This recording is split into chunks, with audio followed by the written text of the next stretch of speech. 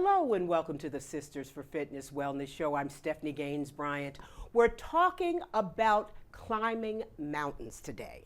And who better to talk to than Sharon Goods, and she is the founder of the Wisdom Walkers. Tell us about the Wisdom Walkers, Sharon, and how their goal is to get older people moving. But first, before you start, I want to introduce Sam Gaillard. He's one of the Wisdom Walkers, and Kendra Stephens, also one of the Wisdom Walkers. So let's start. Sharon, welcome. Tell us why you started this group. Thank you so much for having us today, Stephanie. We really appreciate your having the Wisdom Walkers on. So the Wisdom Walkers sort of evolved as an organization a few years, 3 years ago, right before, during the pandemic. Because we were trying to, we started walking in the park because we wanted to get outside. And people started walking, and we started walking together, and I met people who were walking, and we said, wow, this is great walking. And then one day, two of the women I walked with said, you know what, I love national parks. I would love to walk and climb one of the mountains. I've always thought about climbing Mount Kilimanjaro. I said, really? I have thought about doing that as well. So, you know, we decided that we would. And so we started to say, you know, we need to train for that. We said, why don't we just get in our best possible physical condition? And so we started talking about the fact that, you know, a lot of African Americans particularly are dying younger than they need to because of not taking care of their bodies. And we said, you know, maybe we could probably, you know, talk with some other people and see if they would be interested as well in getting in shape and trying to get ready. So we said we started the Wisdom Walkers is a destination fitness organization. So we set a destination, we tell people where we're going, and then we spend a whole year getting ready and training to get ready for that destination.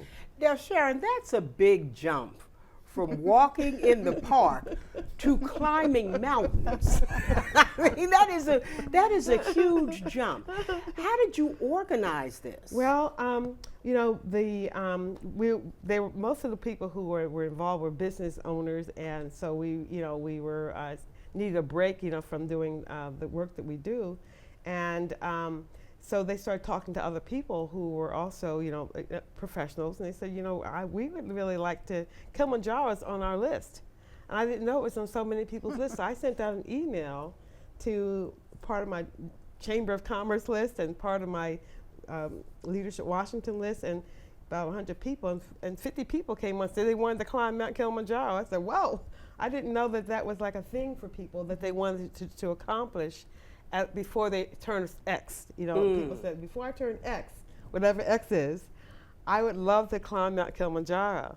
So we had, when the people who end up going, some people were celebrating their 60th birthday, some people did celebrate their 70th birthday, some people were celebrating their 50th birthday, so it was like, almost became like a milestone in people's lives, which was really, you know, it was just sort of evolved in that way. So over this year, what is the training like? Do you do several days of walking per week? Do you do weight training? What's the training like? And does everybody do the same training, or are you kind of left on your own to train? Is there some kind of regimen that's passed out? Do you hand out a suggested schedule? Yes, in fact, what we did for that particular mountain is we handed out a schedule. And this is for Kilimanjaro? Kilimanjaro. We handed out a schedule of here are some things you want to be doing to prepare for this. In fact, the outfitting company that we hired on Tusker Trails, they provided us with a list of things you might want to consider doing to prepare your body for this. So I'm a therapeutic yoga trainer and personal trainer, and have colleagues who are also personal trainers. So people came to us in different states of condition, and so what we would do is we would kind of go walking together, or they took yoga class with me, and we said, you know what? You might consider the following things. You might consider hiring a personal trainer. You might consider, you know, starting to weight lift.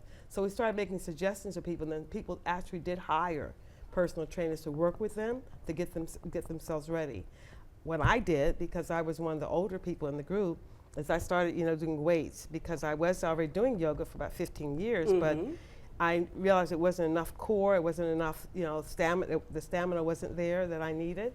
And so weightlifting becomes very, very, very important after 40. You're gonna have to start doing some resistance training in some way.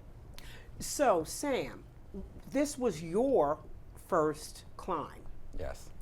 So tell me, how did you prepare? What is your fitness background? And why did you decide to do it? So I know I've asked you just 3 different questions. Take your time. Oh, well, I mean, I'll talk about why I did it. So my wife is actually affiliated with one of the groups that Sharon reached out to. And she saw the climb. And my family's pretty adventurous. My daughter likes to hike and kayak. My son is an Eagle Scout. My wife, she scuba dives. So we kind of always looking for some kind of adventure thing. So my wife said, since at the time that we were climbing a mountain, she was actually in the Philippines diving. So she said, well, I'm going diving. Why don't you scope out the climb and tell us how it is? And we might do that as a family. Wow. So I said, okay. So I signed up for the climb. But in terms of preparing for it, we had checked out Kilimanjaro when it came up, and it didn't work for us. But one of the things I did notice is you had to train for it. So I'm a runner, and I run for wellness. So as Sharon was saying, as we get older, you know, as African Americans, we tend to get those chronic illnesses that cut our life short. Diabetes, that's right. High blood pressure, obesity, certain cancers. That's right. Yeah. So I got my call that I needed to do something different when I was in my mid-40s. So I was working a stressful job at the time. And I went to the doctor, and all those indicators, which are in my family history, started popping up. So my reaction was not to go on medication. My reaction was to get into more of a regular running schedule. And for me, it was brave in the winter, right? I don't like the cold. So I decided I had to run year round as opposed to just during the spring and the summer and the fall. And so that was the big difference, and it kind of improved my fitness at that level. And then I actually added some strength training as well, right? So I like to do resistance training. I don't necessarily like to lift weights, but I like to do, resistance. So it's calisthenics. So in terms of getting ready for this particular hike, I actually decreased my running schedule, but increased my walking schedule, right? And what I was looking for, 2 things is, after a while, your body kind of tells you that you need to stop running and take a break. So for me, it was like, how do I get myself in a position where I can take on more stress? If I stay on this running schedule, that's going to be too stressful, right? So let me de-stress that contact for my body so that I can get ready for more of a hike, right? And then the other thing I did was in our neighborhood. So Sharon has a group that she walks with in Rock Creek Park. That's kind of a faraway thing for me to do since it's in Rock Creek Park and I'm in Bowie, right, where I live. And so I started to look for places in Bowie where there were elevations, right? So I can get used to, it's not going to be anything like we did when we did the Inca Trail, but get used to the elevation, right? Just walking faster uphill, right? So the compensation was walking faster uphill. Hopefully when I got, to Peru, that I could adjust both altitude-wise. I went and saw my physician and checked with him, and he was like, well, you're in pretty good health, so I'm not sure you're going to need the altitude meds. You should be fine, but keep training. So that's kind of how I prepared. How about you, Kendra? So I walked with Sharon during COVID, and a friend of mine introduced me to the Wisdom Walkers, Pam. And so when the trip for Machu Picchu came up, she said she would do it and we should do it together, but then she backed out and I had committed to it. So I was like, okay, well, I committed, so let me just go ahead and do it. I'm a walker first, like I walk everywhere. So I trained by sometimes I did a couple training exercises with the Wisdom Walkers when I could, but it's the hills, like you're going down a hill at Glover Park to Georgetown, and then when you're crossing that bridge and going up by the Kennedy Center or taking the loop to Roslyn, but then going back up to Wisconsin Avenue, you are literally going up a hill. So there's not as steep, of course, but just like daily doing that in the morning or in the evening.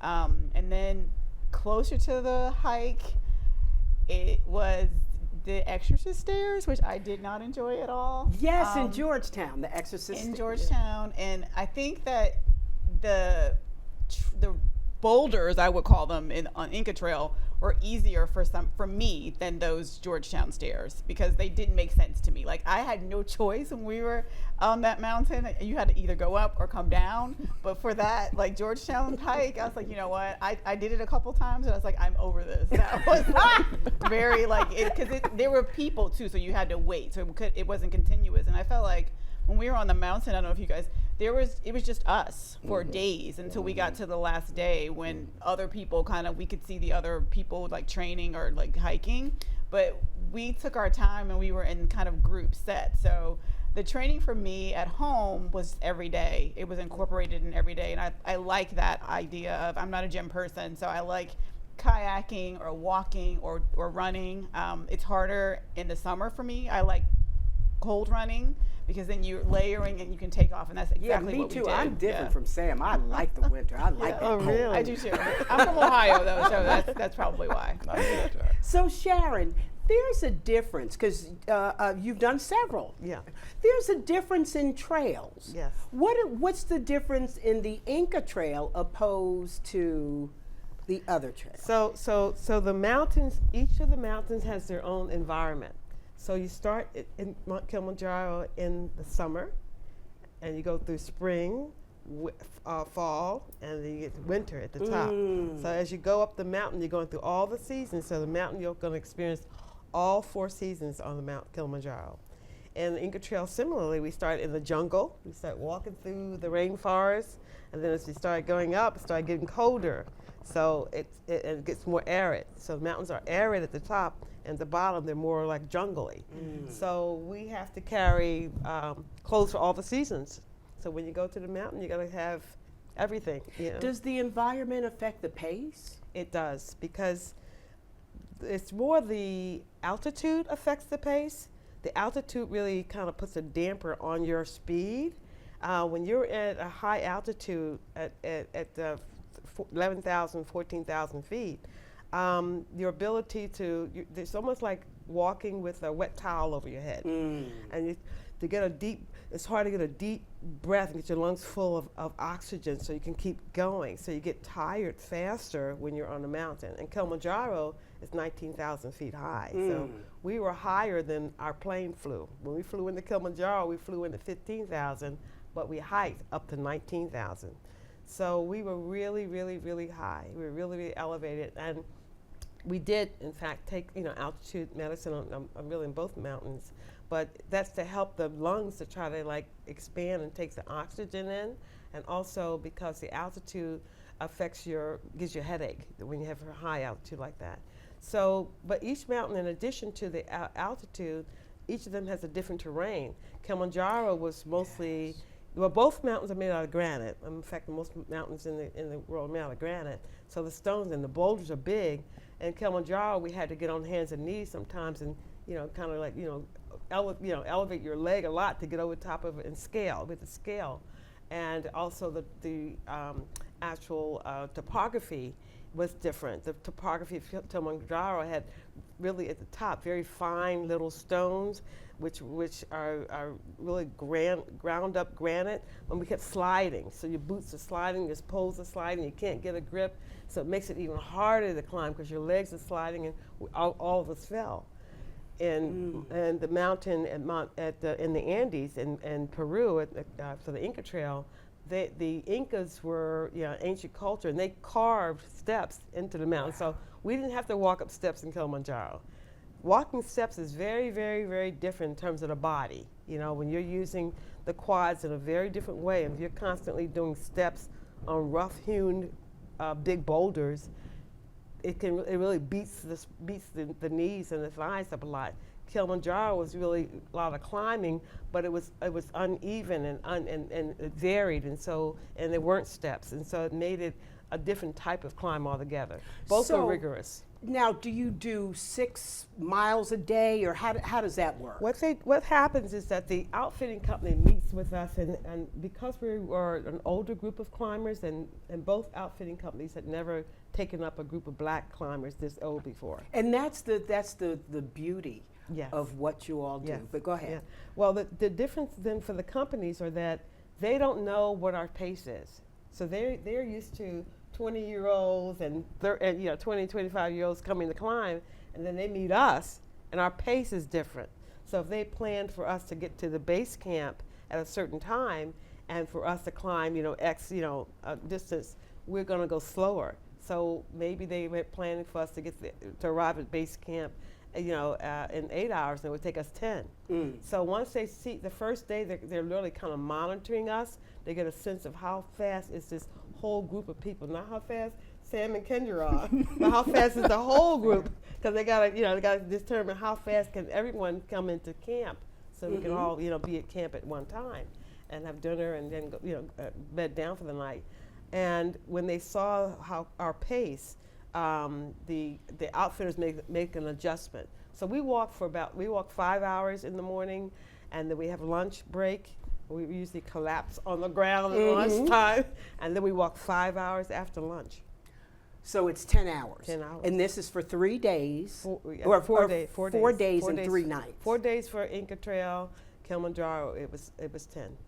7 days up and 2 days down. Now, you all are the first, or the most mature African-American group to do this type of climb, according to the outfit. We are. We're sort of christening the outfitting companies. We're christening the mountains. People are kind of amazed when they see us coming. Like, this is the hiking group. Well, yes, we are. We're the hiking group. So we did not know when we were climbing that we were setting a record at Mount Kilimanjaro till we came down, and the Tanzanian government gives out a formal certificate with the exact time that you summit. We didn't know that they were clocking us, and so the guys were clocking us, and they were registering us with a formal stamp and everything, but we didn't know any of this until we came down from the mountain. They had a ceremony and handed us these certificates. And that's when we learned about the fact that we had, set this record.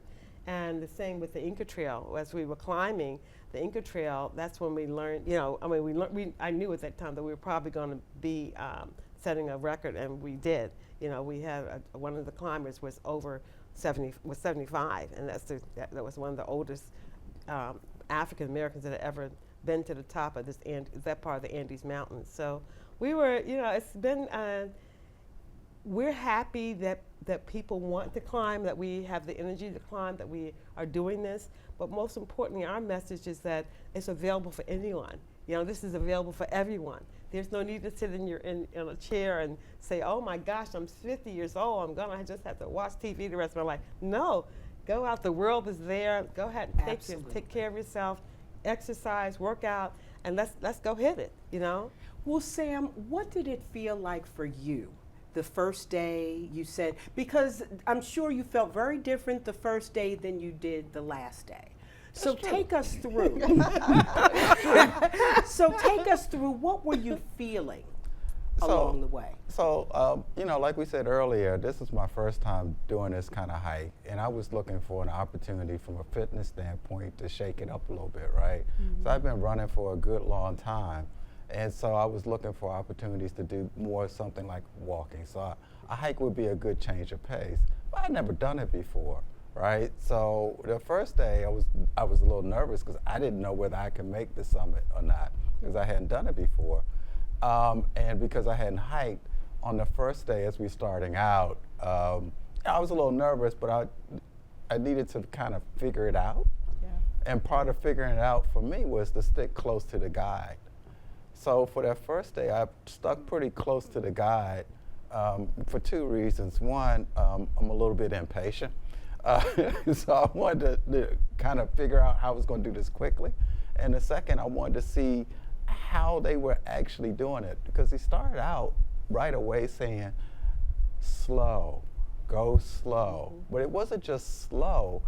I was noticing where the guide was stepping. So the guide was actually taking if he had a choice, the guide was taking the smallest step and the step to the lowest place, right? To the lowest height. And then I noticed that the pattern was walking zigzag. So he was going zigzag. So I just started following it, right? And once I followed the guide for that first day, which I think was 5 hours for the first day, 5 or 6 hours, one of the things that I noticed is that I could get into a little bit of a rhythm doing that, right? And it reminded me a little bit like doing a slow run, right? And so on the second day, when I came in, by that time, Kendra had and her friends had appointed me leader, right?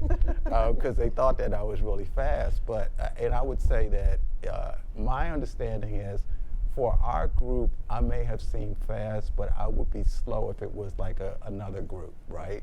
So we averaged about 30 minutes to an hour behind what was the average pace. That's what it got down to, right? But so on the second day, actually, I started out feeling pretty good, but it was really steep on the second day, right? Yes. It was really steep, and the steps were very uneven, right? So you really had to work to find where that lowest step was, right? And then, you know, by the second day, I had started to really get into a kind of pattern, right? And for me, I found that triplets work, right? So as Sharon was saying, on the second day it's really steep, and you really feel it on the second day because you're really ascending, right? And so from that standpoint, you really need to take a lot of breaks, right? A lot of breaks. A lot of breaks, and especially when you get more and more towards the summit, it was like, you know, I could go maybe a half an hour before I take a break before, right? But when we're getting close to the summit, it felt like every 10 minutes we were like, Take a break.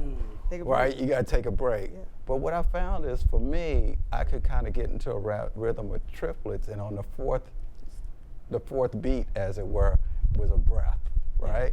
So then that was a whole different rhythm I got into. And then when we got to the top, you know, you're kind of really happy that you get to the top. And me, I was looking to see everybody else where they were, right? Because I was always concerned that you get too far ahead of people and then they get discouraged. You far enough ahead of them, then they feel inspired, right? So I didn't want to be too far ahead, but I didn't want them to get discouraged, but I didn't want to be too far back so they felt like everybody was struggling and they couldn't make it, right? So I think we kind of balanced that pretty well with the group that was in the lead. I think we balanced it pretty well. Well, tell me, how did you feel when you reached the summit? So two things. One, I was happy that I was there. I was kind of relieved. It was windy. It was kind of cold up there, right? And the other thing is, I was really looking out for the rest of the group. I wanted to see where they were. You know, I wanted to see where people were, because it's kind of daunting getting to the top, because you go around corners and you think you're there, and you go around the corner and it gets steeper. And more steps. And then you go around the corner because you think, okay, I can see it's steep, and I can see that's a plateau. If I get around that corner, that's going to be the top, right? And you go around the corner and it gets steeper. Steeper still. Right? So I was relieved, I was happy, but I was also concerned about, you know, everybody else, because I saw what it was like when we got there at lunch and what people were feeling like, right? So we hung out a good long time, right? We encouraged the experienced hikers to stay back with some of the people who were not experienced. So I came in with a slower group, and we could see that the leaders were at the top. We could see them at the summit. They were like this big. It was like, oh, they were at the top. They were shouting, and they were happy and celebrating. So look, we can make it. Look where they are. So it encouraged the people who were behind to see them like really, really cheering and being excited about summiting. So they summited. Well, Kendra, how did you feel? The first day I was petrified, pretty scared, like, oh, I didn't know if I could make it. But I think that once I figured out, like, so I did take the elevation medication, and it was, we'd start out and the temperature was cool, but I didn't realize I was overheating. So it was drinking water and taking off the clothes that really like calmed me.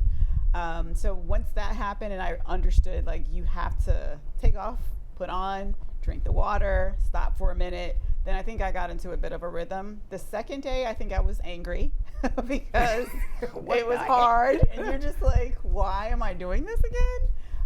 And then I think once we did that sacred Dead Women's Pass, we had to come down a really steep hill with no steps. And that was like I could feel my toes kind of like shifting forward. And there was some pain there, but my goal was always to get it done, like just to finish. So being in the group, I think what helped was just walking at a pace and knowing that I had like people in front of me that were like traversing or doing it and excelling at it. So that was what was helpful for me. The third day, I think I was just ready for the fourth day. At some point we could hear the train, and that train like started to freak me out because there were people who took the train, and I would stop and think to myself, why did I not take the train? Like, why am I walking? And then, and I would always say that I'm going to quit. I'm going to, like, my mouth was saying things and my mind was like, you're not doing that. But I was saying it, but I was excited about just getting to the camp and getting it, the next day over with and knowing that we were completing something. So that was really exciting. And Stephanie, coming down the mountain is more dangerous than going up. Yeah. People fall coming down. That's where we had people fall. People fall at both the mountains coming down because it's very steep. And at that point, we were wearing headlamps because it gotten darker because we were a slower walking group. So coming down a mountain, coming down steps that are steep at a very steep elevation is very, very, very dangerous. And so we had to go slower with our poles trying to get down the mountain and try to look at the steps to see what they were about. So it was challenging. Well, in our last minute, what's next?